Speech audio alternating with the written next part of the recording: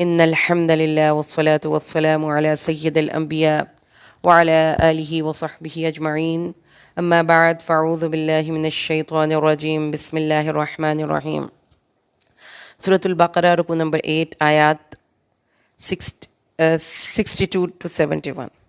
أعوذ بالله من الشيطان الرجيم بسم الله الرحمن الرحيم إن الذين آمنوا والذين هادوا والنصارى والصابئين من آمن بالله واليوم الآخر وعمل صالحا فلهم أجرهم عند ربهم ولا خوف عليهم ولا هم يحزنون.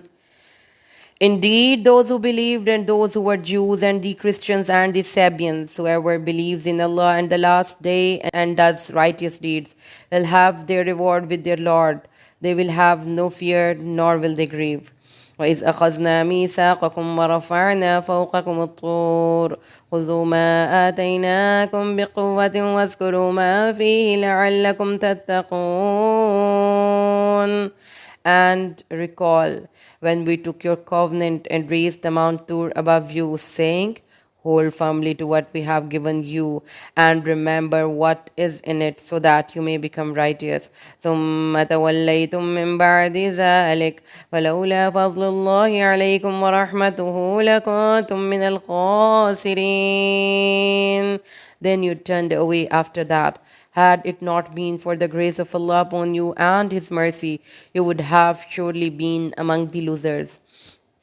وَلَقَدْ عَلِمْتُمُ الَّذِينَ اعْتَدَوْا مِنكُمْ فِي السَّبْتِ فَقُلْنَا لَهُمْ كُونُوا قِرَدَةً خَاسِئِينَ. And you certainly knew those among you who were transgressed concerning the Sabbath. So we said to them, be apes despised. وَجَعَلْنَاهَا نَكَالًا لِمَا بَيْنَ يَدَيْهَا وَمَا خَلْفَهَا وَمَوْعِظَةً لِلْمُتَّقِينَ. So we made it a deterrent for those before them and after them, and a lesson for those who fear Allah. وَإِذْ قَالَ مُوسَى لِقَوْمِهِ إِنَّ اللَّهَ يَأْمُرُكُمْ أَن تَذْبَحُوا بَقَرَةً قَالُوا أَتَتَّخِذُنَا هُزُوًا قَالَ أَعُوذُ بِاللَّهِ أَنْ أَكُونَ مِنَ الْجَاهِلِينَ. And recall when Moses said to his people, indeed, Allah commands you to slaughter a cow. They said, do you take us in ridicule? He said, I seek refuge in Allah from being among the ignorant. قالوا ادع لنا ربك يبين لنا ما هي قال إنه يقول إنها بقرة لا فارض ولا بكر عوان بين ذلك ففعلوا ما تؤمرون. They said, call upon your Lord to make clear to us what it is. Musa said, he says, it is a cow, neither old nor young, but in between, so do what you are commanded. قالوا ادع لنا ربك يبين لنا ما لونها قال إنه يقول إنها بكرة صفراء فاقع لونها تسر الناظرين. They said, call upon your Lord to show us what its color is. He said, it says that it is a yellow cow, bright in color, pleasing to the observer. قالوا ادع لنا ربك يبين لنا ما هي إن البقرة تشابه علينا وإنا إن شاء الله لمهتدون. They said, call upon your Lord to clarify for us what it is. Indeed, all cows look alike to us, and indeed, if Allah wills, we will be guided. قال إنه يقول إنها بقرة لا ذلول تصير الأرض ولا تسقي الحرث مسلمة لا شية فيها قالوا الآن جئت بالحق فذبحوها وما كادوا يفعلون. Musa said, it says it is a cow not trained to plow the earth or water the fields, sound and without blemish. They said, now you have brought the truth. So they slaughtered it, though they almost didn't.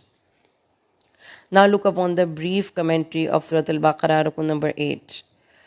Ayah number 62. Allah says that those who believe, whether they are Jews, that are the followers of Prophet Musa, peace be upon him, Christians who follow the Prophet Isa alayhi salam, or Sabians, those who followed monotheism without a specific prophet, if they believe in Allah and the last day and do good deeds, they will be rewarded. Some people misunderstand this verse. They think it means that followers of any prophet will enter paradise, but this is not correct. After the arrival of Prophet Muhammad sallallahu alaihi wasallam, salvation is only possible through belief in him and by following Islam. No Jew, Christian, or followers of any other religion can enter paradise unless they accept the final messenger. This message is supported by many verses of the Quran and authentic hadiths. The Prophet clearly said only those who follow Islam will enter paradise. Ayah number 63. The story of mountain. When the mountain was suspended upon those Jews, when the Torah was given to the Jews, they hesitated and mocked the command. They said we cannot follow these rules. So Allah raised, suspended Mount Tur above their heads like a canopy. They feared it would fall and crush them. In that moment of terror, they promised to obey. This event is linked to another incident when 70 chosen men were struck by lightning due to their arrogance, and they were later revived. The rest of Bani Israel were gathered at the foot of the mountain. Behind them was sea, and above them was the mountain, hanging like a shadow. They had nowhere to escape. This fear led them to repentance. They promised to follow Torah sincerely. Allah did this so that taqwa would grow in their heart. Ayah number 64. But even after such a powerful experience and a solemn pledge, Bani Israel broke their promise again. They disobeyed Allah's command repeatedly. Despite their rebellion, Allah showed mercy and did not destroy them. Their sins were many and their arrogance was deep, but Allah gave them another chance. Now look upon ayah number 65, the people of Sabbath. In the time of Prophet David, there were a town called Elah located by the sea. The people of this town were fishermen. Allah commanded them to rest and worship on Saturdays. They were not allowed to do any worldly work, including fishing. But something strange happened. Fish only appeared on Saturdays swimming near the surface. This tempted the fishermen. At first, they obeyed Allah's command, but then they started cheating. They threw their nets into the sea on Friday and pulled them out on Sunday.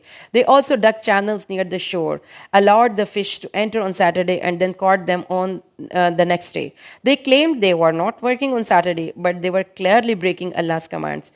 The people of Elah split into three groups: the sinners, who caught fish using tricks; the warners, those who tried to stop the sinners; the silent ones, those who didn't fish but also didn't stop others. The silent group said to the warners, "Why do you bother? Allah will punish them anyway." The warners replied, "We speak out so we can present an excuse before Allah and maybe they repent."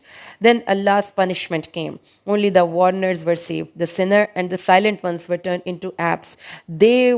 This was not just a metaphor. Their faces were changed, but their minds remained human. They recognized each other, cried when they saw one another, but couldn't speak. After 3 days, they all died.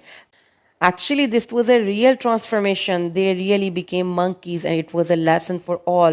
Ayah number 67 to 71. During the time of Prophet Musa, a man was murdered. The killer was his own nephew who wanted to inherit his wealth. He placed the body near the house of someone who had a dispute with the victim, trying to frame him. The case was brought to Prophet Musa. Allah commanded the people to slaughter a cow. This command has a deeper meaning. Bani Israel had started to admire cows because they lived with Egyptians and they worshipped cows, and they were also influenced by their past idol worship. They had even worshipped a golden calf when Musa went to Mount Tor. So Allah wanted to remove their love for the cow by making them sacrifice one. And that was quite strange for them. So that therefore they asked Musa, are you serious? Are you really saying us to slaughter a cow? Are you joking? Then Musa said that, I take Allah's refuge to being among the ignorant. Then, instead of obeying straightforward, they started asking different and endless and pointless questions. What kind of cow, what color, what age, what work does it do? Allah answered each questions. When they asked what kind of cow, Allah said that not old, not young, middle-aged. What color? Bright yellow, pleasing to look at. What age? Not old, not nor young. Then what work does it do? Not used for farming or watering, perfect and without any marks. Finally, they said, now you have told the truth. They slaughtered the cow, but they almost didn't do it. Bani Israel, in this incident of cow, they showed laziness, stubbornness. They tried to delay obedience by asking unnecessary questions.